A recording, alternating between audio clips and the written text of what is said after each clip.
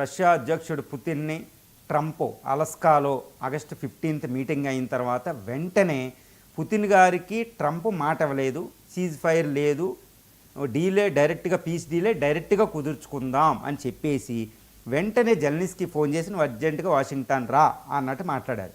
ఎందుకంటే జెలెన్స్కీ చిన్న దేశం కాబట్టి, రష్యా పవర్ఫుల్ కంట్రీ కాబట్టి ఈ జెలెన్స్కీ అంటే ఉక్రెయినే రష్యాతో డీల్ చేసుకోవాలి, నువ్వు దాని మీద మాట్లాడదావు, నువ్వు రమ్మన్నాడు. ఇక్కడ జెలెన్స్కీతో ఏం మాట్లాడతాడు అంటే చాలా పెద్ద విషయాలు ఉన్నాయి ఇక్కడ.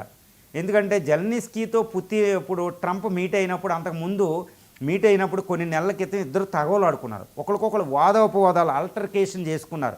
అది డిప్లొమాటిక్గా అలా జరగదు, అంటే మాటకు మాట అనుకున్నారు. ట్రంప్ పెద్ద సూపర్ పవర్ అధినేత అయిన ట్రంప్కి మాటకు సమాధానం చెప్పాడు ఈ జెలెన్స్కీ. ఉక్రెయిన్ ఓడిపోతున్న దేశం, చిన్న దేశమైన, అందువల్ల భయం అనమాట. ఈ జెలెన్స్కీని మళ్ళీ వైట్ హౌస్ నుంచి కాలర్ పట్టుకుని బయట పంపేయనట్టు పంపేశారు. ఆ రోజు ఈ లంచ్ కూడా క్యాన్సిల్ అయిపోయింది, లంచ్ కూడా లేదు, నువ్వు బయట పొమ్మని పంపేశారు, గుర్తుపెట్టుకోవాలి. తర్వాత మళ్ళీ వాటికన్లో జెలెన్స్కీ ట్రంప్ని కలిసి కథ కూల్ చేయడం జరిగింది. కానీ ఇప్పుడు యూరోపియన్ కంట్రీలు ఎందుకు భయపడుతున్నాయి? యూరోపియన్ కంట్రీలు ఏమంటున్నాయంటే జెలెన్స్కీ వైట్ హౌస్ వెళ్తే జెలెన్స్కీని ఒంటరిగా మేము పంపము, జెలెన్స్కీతో పాటు మేము వెళ్తామని ఎవరు వచ్చారో తెలుసండి? UK prime minister